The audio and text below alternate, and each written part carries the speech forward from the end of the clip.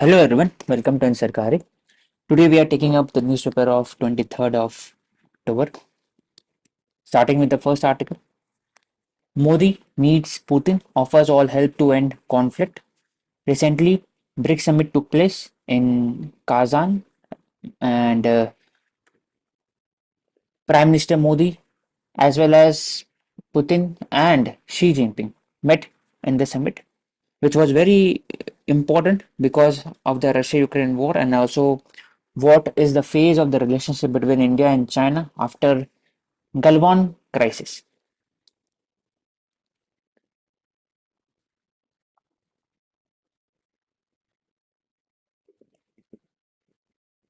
Regarding the blue helmet are those troops which is under the UN, which uh, which secures peace as well as they they have the vision to eliminate war and exploitation from the world. How the diplomacy and peace operation can be established. Several decades of peacekeeping forces in Cambodia, Mozambique, Sierra Leone, Angola, Timor-Leste are some few successful UN engagement. But certain cases, for example, Rwanda, Bosnia, where UN was accused of being bystander, unable to protect non-combatant as well as a vulnerable section of society, even women and children. तो कुछ pluses था, कुछ minuses थे. The world is again on the brink of much bigger war in Europe, and UN has been questioned over enforceable peacekeeping. It has been reduced to bystander status in ongoing conflict in West Asia and Ukraine. Despite of having 1 lakh strong UN personnel, उनके पास जो possible होता है infantry battalion होता है, standing capacity है, उनको deploy किया जा सकता था, लेकिन still the international community as well as UN and UNSC is not letting UN to perform up to its own potential. क्योंकि जो UN का जो forces है, they are deployed in other countries, for example Africa and elsewhere, rather than in Gaza, West Bank. Further, extraordinary situations such as this kind of war needs extraordinary intervention to protect the civilian and also the non-combatant. There has to be certain kind of a well-armed and troops. For example, Timor Leste या Kosovo के समय में blue helmet were used as a reasonable forces. मात्र 6,000 3,000 UN personal थे, लेकिन तब भी उन्होंने एक restore they had restored the peace and brought back the rule of law and elected government. This kind of a thing can be also used in Israel Gaza West Bank to contain the loss of civilian life. जो UN का जो peace keeping forces है, इसमें जो challenges है ये broader structure issue है. For example, veto power of PA5. The world has repeatedly witnessed the negative power of the veto, जहाँ पर enforcement of peace is required necessary. For example, Rwanda genocide के अंदर में, even as French continue to support the Rwandan army, UN was accused of being bystander. पहला है कि expansion होना चाहिए permanent membership का to include India as a leader of global south, South Africa.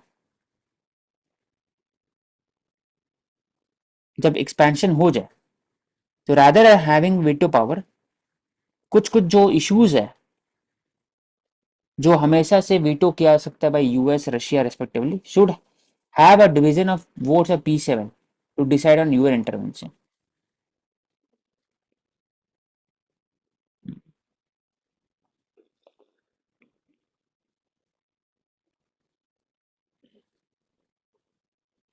Further, the last thing is UN should also include other NGO and international organization so that the enforceability of the UN blue helmet can be increased.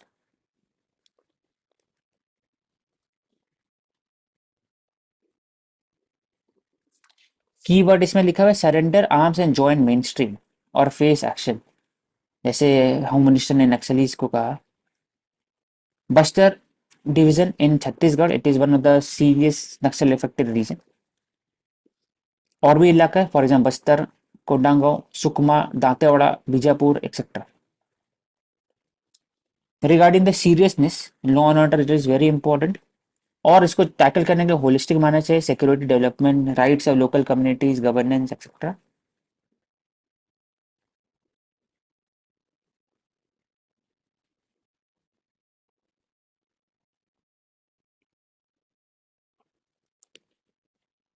In May this year, the state was making effort to bring new features and better implementation, maintaining the victim register of people.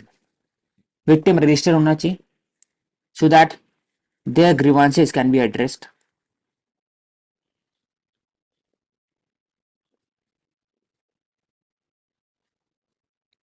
Two main categories of victim are among several. First, those who have suffered at the hand of moist. Second, who have suffered at the hand of insecurity forces and criminal justice system. For example, Vigilante Army Salva Judum was created from the villagers themselves. They consisted of 55,000 tribe. They consisted of tribals. They fought against the Naxalite, but it was declared violated the Indian Constitution because of the extrajudicial action. They led to the internal displacement. The victimization of the structural violences. It is a ongoing process है. तो इसलिए इसको work करने के लिए there has to be certain kind of a register, victim and register, so that the plight of the community can be taken up. एक important role play किया था, for example left wing insurgency during Colombia. इसके बाद क्या होगा, reconciliation होगा, society का division होगा, cross check story, confident building measure कर सकते हैं, और ट्राइबर का एस्पिरेशन है उसको भी अचीव कर सकते हैं. Regarding the state legitimacy, over the time after the 1990, most of the jobs has been created by the private sector. The state role in giving up the jobs, it has reduced. It has the only role of support, for example skilling, giving of in conducive environment for establishment of the business etc. In spite of that, जो Indian government it has a mixed economy. Welfarism जो होता है वो एक तरह से एक basic features है इंडियन स्टेट का. तो बोल सकते हैं कि still the government job as well as job is seen as a duty of the state. और जब जॉब नहीं मिलता है it creates a legitimacy crisis.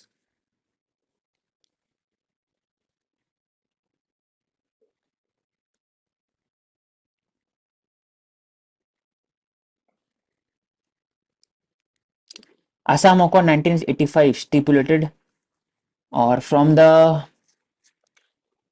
crisis that percolated in Assam society and Northeast after 1971, तो उसमें 1955 section 6A add किया गया according to Assam accord 1985. Rajiv Gandhi led Congress government as well as student union group. तो उसमें ऐसा किया गया कि एक फ्रेमवर्क डिसाइड किया जिसमें इंडियन सिटीजनशिप दिया जाएगा migrant in Assam based on the cut off date.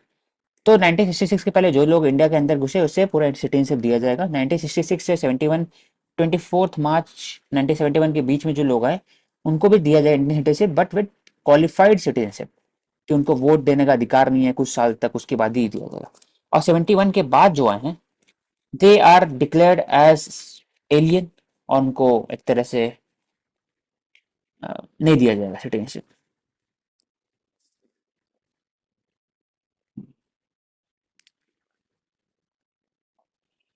तो ये 6A मेजोरिटी रूलिंग ने मतलब किया कि 6A बहुत इंपॉर्टेंट है क्योंकि it does not violate the article 14 because of the humanitarian approach same at the same time economy Assam का इकोनॉमी और culture resources as well as the local demographic changes, इसको भी इंक्लूड करना है, इसको इंक्लूड किया गया है।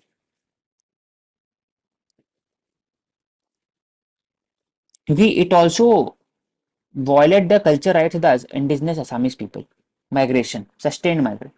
इसलिए हम लोग को कंट्रोल माइग्रेशन में फोकस करना चाहिए, so that the conservation of the culture is made.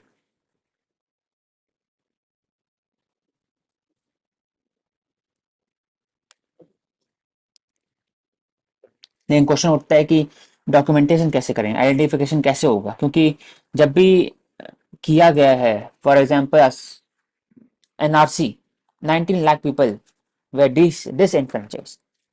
अब एक उसमें से कोई लोग थे जो जिन्होंने इंडियन मिलिट्री में भी अपना ड्यूटी दिया था 1971, अब 50 साल हो चुका है। तो क्वेश्चन उठता है कि इलेक्टोरल रोल को कैसे मैनेज करेंगे, इलीगल इमिग्रेंट को कैसे डील करेंगे, और इंस्टीट्यूशन को कैसे क्रिएट करेंगे, पोटेंशियल रैमिफिकेशन।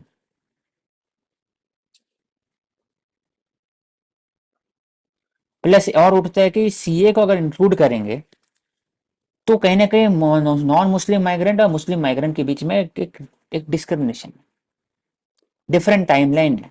तो एक तरह से लूप लूप होल क्रिएट करेगा फॉर द बोथ कम्युनिटीज।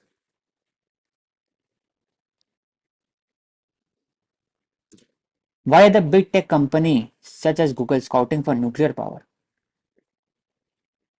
तो गूगल ने अनाउंस किया कि पहले बार के एसएमआर, स्मॉल मॉड्यूलर रिएक्टर, जिसका कैपेसिटी 300 मेगावाट से कम होता है, इसको एक तरह से they will buy it, they will ensure that deployment is made. Artificial intelligence को यूज किया जाएगा for computing the intensity, technical infrastructure etcetera, ताकि लॉन्ग टर्म में उनका जो साइज है, एनर्जी, क्लीन एनर्जी साइजेस है उनका डेटा सेंटर का, वो पूरा फुलफिल हो सके और डीकार्बोनाइज किया सकते हैं ग्रिड को।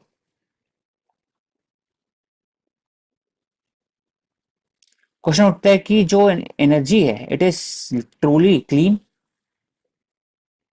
जैसे चेरनोबिल का क्राइसिस हुआ था 1996 में, जापान का फुकुशिमा इंसिडेंट होता है 2011 में, it created extensive environmental impact.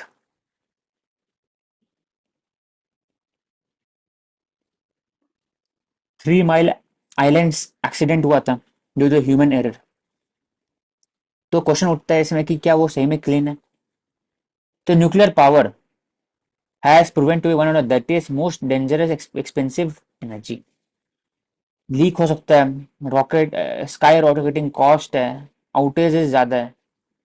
तो एसएमआर क्या करता है, एसएमआर छोटा है, तो इसका जो स्पेंट फ्यूल होता है it can be again reused further, it is less volatile, and we can say कि जो cost, overall cost of creation of the SMR, establishment SMR is very less.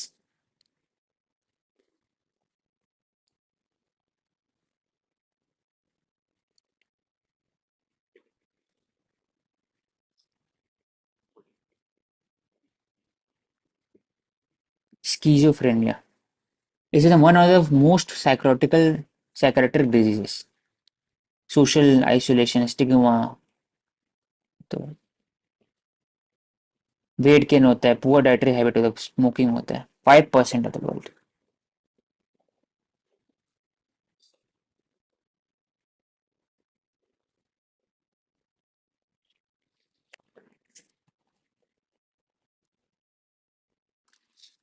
देखा, red star are colder and blue white star are hotter. क्यों? क्योंकि red star का मतलब एक तरह से रेड शिफ्ट हो गया, कहीं ना कहीं जो स्टार दिख रहा है बहुत दूर है, तो they are moving away, that is why they are colder. Similarly जो ब्लू व्हाइट स्टार है, दे आर मूविंग टूवर्ड्स, और slowly they are hotter, blue shift हो।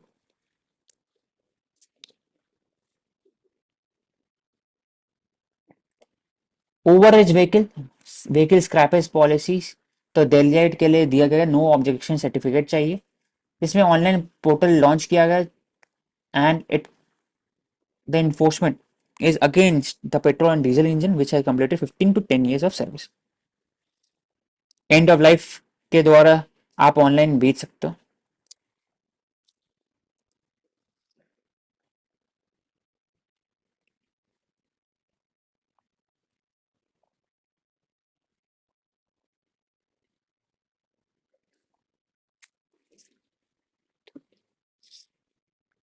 UN have recognized antibiotic abuse or how it is impacting the overall health crisis, causing a health crisis across the world. इसमें India भी बहुत prominent location पर है. Antimicrobial that includes antibiotic, antiviral, antifungal, antiparasite administered to the human, animal, and plant. They have been misused and overused not just to treat the disease but also the growth promoter in food production industry. तो जब हम लोग बात करते हैं long term में we have to eliminate TB malaria but there is a concern because of multiple drug resistant strain.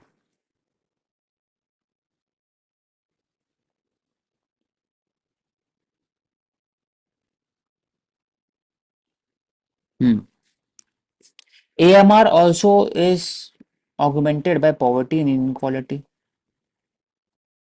World Bank estimate that it could also result in additional health care of up to $1 trillion, GDP losses ranging from 1 to 3.4 trillion by 2030.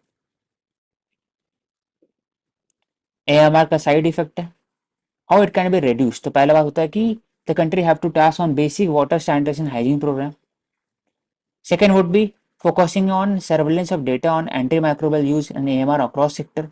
सिर्फ health में नहीं, agriculture में include होना चाहिए, food processing में include होना चाहिए, बाकी सब भी. वन हेल्थ अप्रोच यूज करना चाहिए. फॉर एग्जाम्पल सिर्फ ऐसे ह्यूमन में कितना यूज हो रहा है, प्रेस्क्रिप्शन के हिसाब से ड्रग्स मिल रहा है कि नहीं, हो तो एक एस्पेक्ट हो गया, लेकिन एनिमल में भी यूज होता है ग्रोथ प्रोमोटर, उसको भी इंक्लूड करना चाहिए. तो ऐसे मेजर कंसर्न था कि inclusion of AMR as a very important prominent issue in the health ministry, लेकिन उसके साथ साथ एग्रीकल्चर मिनिस्ट्री भी और फिशरीज में भी इंक्लूड करना चाहिए. तभी जाके वन हेल्थ मिशन के अंडर में cross ministry effort, existing surveillance, laboratory capability, it will reduce the AMR in India. New Delhi and Beijing agreement on patrolling LAC is an achievement of Indian diplomacy. So recently, after 5 years, Xi Jinping and PM Modi have met on the sideline of BRICS summit, which showcases uh, restarting of the relationship between the two leaders and the country after the Galwan Clash 2020. Earlier, the negotiation were at a very lower level, then slowly, with sustained diplomacy, the 75% of disengagement problem are sorted out, as Jaishankar has pointed out, our foreign minister.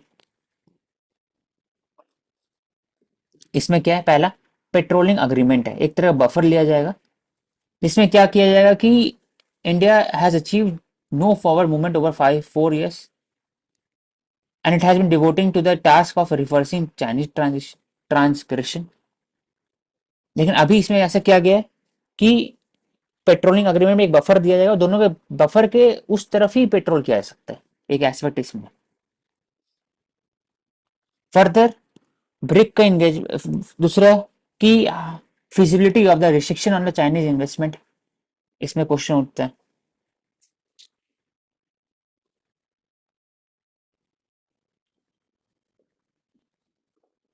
Occupation of the Kailash range और India का जो Kota based system है Kailash range को visit करने के लिए, उस पर एक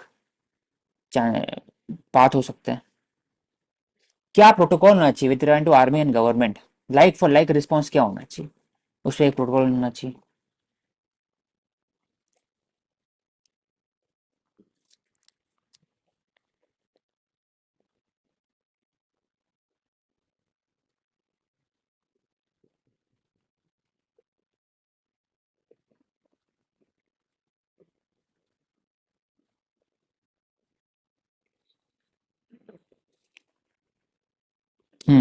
तो अग्रीमेंट का आउटकम क्या है, रेजोल्यूशन ऑन 2020 इश्यूज, जो भी मिलिट्री इशू हुआ गलवान क्लासेस के बाद और उसी दौरान भी, restoration of peace and tranquillity, इसमें बात हुआ कि मंथली मीटिंग होना चाहिए कमांडर के बीच में, ट्रूप रिडक्शन होना चाहिए और पेट्रोलिंग जो होना चाहिए इन प्रीवियसली ब्लॉक्ड एरिया अब बात की कि दोनों जगह पे पेट्रोलिंग स्टार्ट कर सकते हैं। For example Depsang valley, Demchok. अब पेट्रोलिंग का फ्रीक्वेंसी है, they will also include the schedule exchange between the two country, कि पहले से बताना होगा कहाँ पर पेट्रोल करना है, आपको किस समय में करना है, फ्रीक्वेंसी कितनी है। लेकिन अभी भी there is no clarity on the troop withdrawal reason.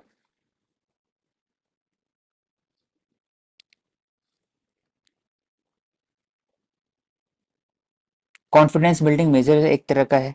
Higher political implication है कि लॉन्ग टर्म में हम लोग वापस से रिलेशनशिप रिन्यू कर सकते हैं। और कीवर्ड जो लिखा हुआ है, टेमचॉक हो गया, it is near to the Kailash mount Everest, Indian territory के अंदर में आते हैं। Depsang plain, Daulat Beg Oldi, Galwan hot spring, ये अक्साई चीन के जस्ट नीचे में, उस तरह eastward direction. Social ill and legal response. Supreme Court bench has delivered extensive judgment highlighting the alarming child marriages despite Prohibition of Child Marriage Act implementation 18 years ago. By quoting Rukmabai case in Hindu Bombay High Court 1884, it has said it is an offence punishable with rigorous imprisonment. 2 साल के हो सकते हैं, 1 lakh. Non available होता है, कॉग्निसिबल होता है। Child Marriage Restraint Act 1929, or even before this we had age of consent at 1891.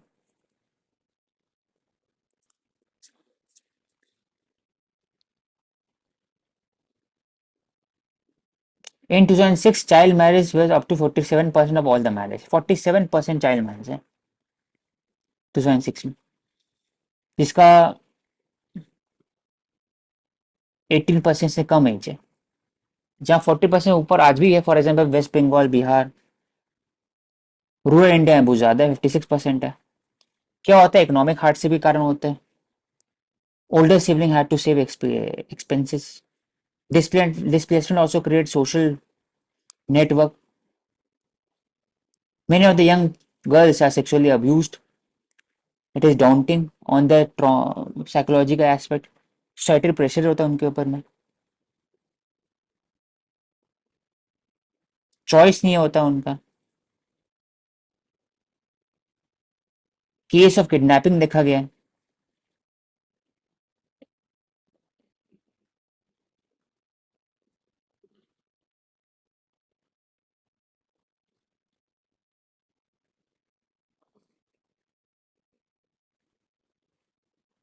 तो इसमें क्वेश्चन क्या उठता है कि अगर फॉर एग्जाम्पल 18 ईयर्स से नीचे किसी का शादी होता है, तब अगर मैरिज को वॉइड कर देंगे तो क्या होता है कि एक तो trauma the girl child faces, already she have been abuse in the marriage, pressurise society में किया जाता है। तो एक नल एंड वर्ड हो चुका है, अब मैरिज हो चुका है, उसके बाद क्या जो ब्राइड है उसको प्रॉपर्टी मिलेगा? क्या फिर लीगल स्टेटस क्या रहेगा उस गर्ल का? तो ये क्वेश्चन उठता है कि द नॉट जो गर्ल है उसको कोई ख्याल नहीं रख सकता है, घर वाले भी नहीं रखते, ना ही कि जहां मैरिज करके जाती है वहां भी नहीं रख सकते। तो बोला जो क्रिमिनलाइजेशन है, ये तो हम लोग रख दिए, पिनलाइजेशन प्रोविजन एक तरह से कोर्सिव मेजर है, वो एक सही है, क्योंकि वो should be illegal, unethical, immoral. लेकिन एट द सेम टाइम जो सोशल इम्पैक्ट है क्रिमिनलाइजेशन का, वो सुप्रीम कोर्ट ने हाईलाइट किया अपार्ट फ्रॉम। इसलिए we have to focus on protection before penalisation, ये की एस्पेक्ट।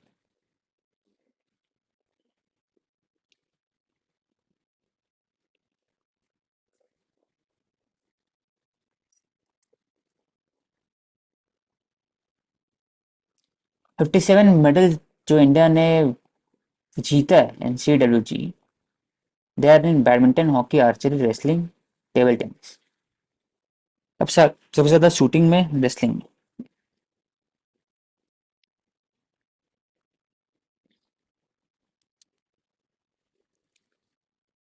तो CWG जो है एक तरह से बोला जाता है कि many of the country have pulled back from the CWG।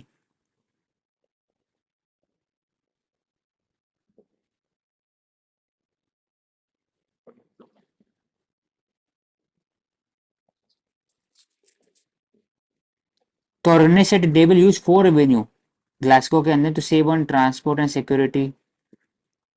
और other sports that were part of the 2022 CWG but are excluded from 2026 edition are diving, beach volleyball, mountain biking, road cycling, gymnastics, etc.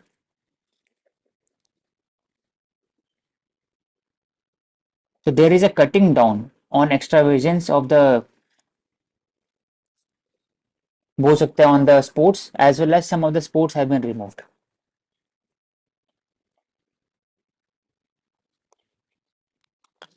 Thus, madrasa education violate the secularism Supreme Court to decide. एक ramification this would create social ramification across the country. Uttar Pradesh board of Madrasa education act जिसको 2004 में लाया गया था and it was struck by the Allahabad high court.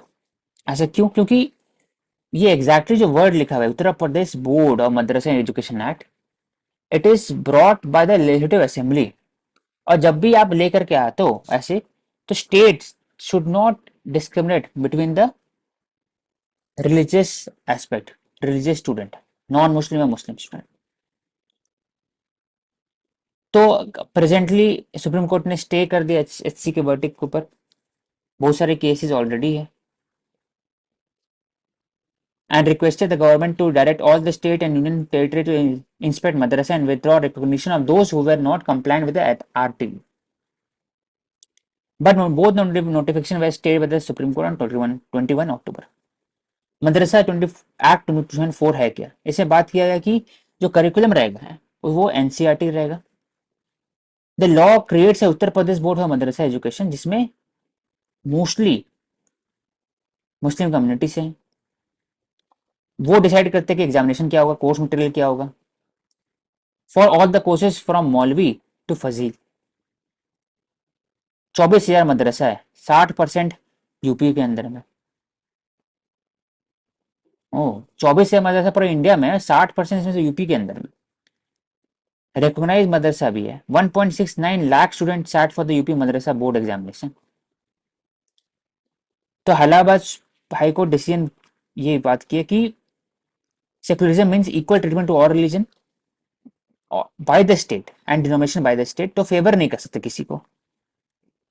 Islam is a religion, अगर उसके हिसाब से अगर कंपलसरी किया गया है for example instruction, prescription, philosophy subject सब चीज, और इट इज ऑन द, और इस मदरसे के अंदर में मदरसा बोर्ड जो है उसको भी पैसा दिया जाता है ताकि जो भी मदरसाज है यूपी के अंदर में it can be run in a very effective manner. Eight the same time जो पढ़ाते हैं उनको भी सैलरी दिया जाता है। तो क्या जो उत्तर प्रदेश गवर्नमेंट है it is वॉलेटिंग the spirit of secularism, ये इलाहाबाद हाई कोर्ट ने बोला था। इसलिए उन्होंने इसको नल एंड वॉइड कर दिया था। RTE फॉलो नहीं होते क्योंकि माइनॉरिटी इंस्टीट्यूशन है तो RTE फॉलो होता नहीं है। तो it has said that government was vividly violating this right by denying the quality in education on the modern subject. For the central law, madrasa board to grant degrees was on conflict with the UGC, क्योंकि जो university के पास खाली एक power होता है कि they have the institution deemed at UGC to grant degree, लेकिन ऐसा है नहीं। तो argument before supreme court was कि madarsa impart religious education, there has to be certain kind of distinction. For the article 28 के अंदर में कि the purpose of religious education was about religion, to teach student about different religion for bringing communal harmony, the court held. Secondly, High Court was correct in striking down the entire act. लेकिन CJ Chandrachud observed to throw out the Madrasa Act is to throw a baby out of the water. State government pass rule है to ensure that the education imparted is more secular in nature. He said the act only cements the status quo, wherein mainstream subjects are optional and religious education is mandatory. तो बोल सकते हैं CJI comment appear to indicate all education institution that imparts some manner of religious education, Gurukul हो गया, convent school है, will be affected by the decision. तो इसमें दो एस्पेक्ट है. एक है कि जो आप पढ़ा रहे मदरसा के अंदर में, ऐसे कॉन्वेंट स्कूल होता है, उसके अंदर में सब सिलेबस अकॉर्डिंग टू CBSE भी होता है और मोस्टली ICSE होता है. गुरुकुल हो गया, उसमें भी CBSE होता है, अब बाकी अपना पढ़ा सकते हैं. तो जो रिलीजियस स्ट्रक्चर है, डॉक्ट्रिन है, I think it should B not mandatory, it should B optional. उससे क्या हो, जैसे कॉन्वेंट स्कूल में होता था, मॉरल साइंस पीरियड होता था, जैसे मॉरल साइंस पीरियड के समय में उसी समय रिलीजियस डॉक्टर पढ़ाया, जो डॉक्ट्रिन पढ़ाया जाता था, लेकिन नॉन क्रिश्चियन को नहीं पढ़ाया जाता था. सिर्फ और सिर्फ जो क्रिश्चियन थे स्कूल के अंदर में, उनके लिए अलग से मास होता था. तो वैसे ही मदरसे के अंदर भी कर सकते हैं स्पेसिफिकली. लेकिन जनरली जो पूरा जो सिलेबस है, it should be according to the modern subject and.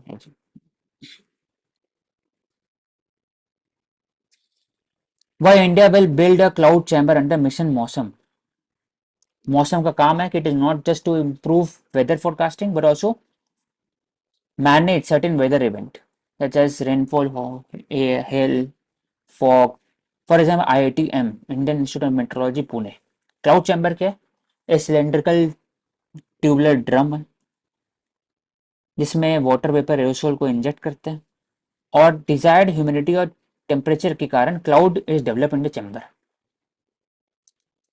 It also help scientist to study the seed particle that form the cloud droplet. उससे फायदा हो सकता है कि क्लाउड फिजिक्स और क्लाउड बिहेवियर, कैसे क्लाउड बनता है, कैसे इसको फॉर्मुलेट होता है. तो understanding of the whole cloud system है वेदर कैन बी प्रिडिक्टेड. इससे क्या होगा कि लॉन्ग टर्म में जो क्लाउड सीडिंग का कॉन्सेप्ट आता है और हम लोग कैसे मॉडिफाई करते हैं क्लाउड को, वो भी हम लोग सीख सकते हैं. जरूरी नहीं कि पोटेशियम आयोडाइड हमेशा यूज हो, कोई और केमिकल यूज हो सकता है. To understand the temperature, humidity parameters, to monitor understand cloud, it is very important.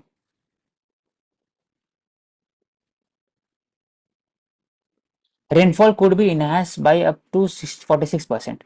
Cloud seeding is not a silver bullet but to address rainfall problem. Solapur district में किया गया था. The cloud chamber. Biodiversity COP, तो COP 16 अभी हो रहा है Colombia के अंदर. तो उसमें बात हो रहा है कि जो हम लोग ने डिसाइड किया था with regarding to Kunming Montreal global biodiversity framework, पहले आईची टारगेट था 2012 में, 20 टारगेट था, we have to that has to be achieved. लेकिन फिर वो रिप्लेस किया गया था Kunming Montreal protocol biodiversity framework in 2022. 23 targets को स्टैब्लिश किया गया, 4 goal and 23 target, it has to be achieve collective by 2030. Further 30 to 30 था. For example 30% of the ocean and land has to be reclaimed और conserved. तो इसमें बोला गया कि अलग अलग इश्यूज है, क्लाइमेट क्राइसिस है, biodiversity it has been linked, over consumption कारण हो रहा है, अनसस्टेनेबल ह्यूमन एक्टिविटीज है. 30 to 30 ये जो प्रोग्रेस है, क्या वो progress it is mandatory enforceable, जैसे NDC होता है क्लाइमेट चेंज वाले में एंड UNFCCC के अंदर में, क्या हम लोग ऐसा इसमें किए NDC कि you have to regularly update NDC with regard to 30 and 30 target. फिर क्या national biodiversity strategy action plan है हर एक कंट्री के अंदर में, that is just according to NDC under the Paris agreement. ये रहेगा बायोडाइवर्सिटी के लिए. हर कंट्री इसमें क्वेश्चन उठाएगी, हर कंट्री चाहते हैं कि स्लो प्रोग्रेस, और उनका जो एक एक बोल सकते हैं कि मोटिवेशन रहा है, वो कहीं ना कहीं comparison to NDC under the Paris climate कम रहा है UNCVD में. फर्दर इसमें और डिस्कस किया है कैसे ocean, high seas, beyond land border and EEZ, high seas हो गया, हाई सी ट्रीटी हो गया, उसके अंदर में जेनेटिक रिसोर्स कैसे हम लोग शेयर कर सकते हैं. कैसे कंजर्व कर सकते हैं. Many of the thing are basis of access and benefit sharing. For example, Nagoya Protocol, where it determines the rights and claims of a country on the bioresources in 2010. COP16 बात किया कि कैसे genetic plant and organism को use कर सकते हैं, how it can be made commercially lucrative, eight the same time how it can B preserved. जैसे सी UNFCCC के अंदर में फाइनेंस का बात होता है, वैसे इसमें भी बात किया फाइनेंसिस का, कैसे फाइनेंस मोबिलाइज कर सकते हैं. तो we need at least $200 billion by 2030 for the finance. This money has to increase at least $30 billion every year by 2030. Ways and means to mobilize these financial resources is one of the main item. तो अगर basic बात की 3 to 4 aspect है, इस पे बात हुआ. पहला कि 30 to 30 वो टारगेट है, वो अचीव करना है. दूसरा, क्या एनडीसी जैसा नेशनल बायोडाइवर्सिटी स्ट्रेटेजी है भी, तो क्या वो मैंडेटरी है, इनफोर्सिएबल है, जैसे यूएनएफसीसी के अंदर में, पेरिस के अंदर में. जेनेटिक रिसोर्सेज से बात किया गया कि हर कंट्री का अपना एक राइट्स है over the genetic resources, how it can be shared. Local community का राइट्स हो गया. Fair and equity benefit sharing हो गया. प्लस फाइनेंस का बात होता है, ओवर फिशिंग, डिफॉरेस्टेशन, उसको अचीव कैसे करते हैं. तो finance, how the finance can mobilise, तो $200 billion चाहिए per year. Why Kazan in Tatarstan matter in Putin Russia. तो कजान यहाँ पर, Kazan is relevant because 900 kilometre east Moscow का, between the Volga and city. 1.2 million people रहते हैं वहां पर. Tartar people second largest ethnic group after Russian, तो Russian के बाद टार्टार आता है. इसका टार्टार के अंदर है मुस्लिम टर्किक एथनिक ग्रुप है. रशियन 48% है कजान में, और 47% टार्टार है. तो एक तरह का एग्जाम्पल है, यूरोप और एशिया का मेल्टिंग पॉइंट है Kazan. That is why Kazan was held as a for the BRICS summit.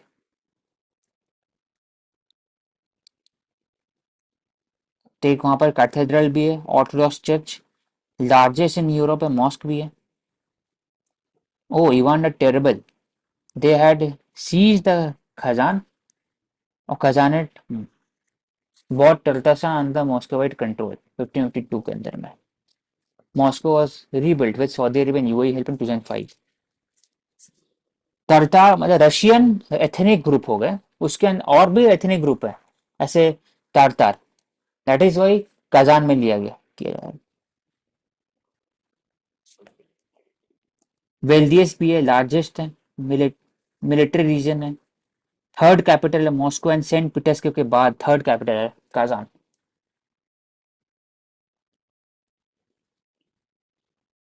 Russia जो है एक तरह homeland Russian people and largest Slavic ethnic group है वो speak Russian as a mother tongue. Mostly orthodox Christian है, लेकिन जरूरी नहीं कि वो पूरा कंट्री के अंदर में ऐसे ही है.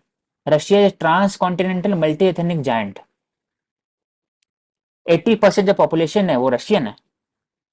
It comprises of 183 ethnic groups, 21 national republic जो एथनिक माइनॉरिटीज भी है. तो इसलिए रशियन पॉपुलेशन और तारतार पॉपुलेशन अलग अलग. MTNL, the government will not include infuse capital into MTNL but may not initiate closure right away क्योंकि इन 32,000 करोड़ लाइबिलिटी इनके ऊपर. तो एफिशिएंसी पर फोकस किया जाएगा, उसके बाद भी डिस्पोज किया जाएगा. 43% जो है अभी भी LIC के पास,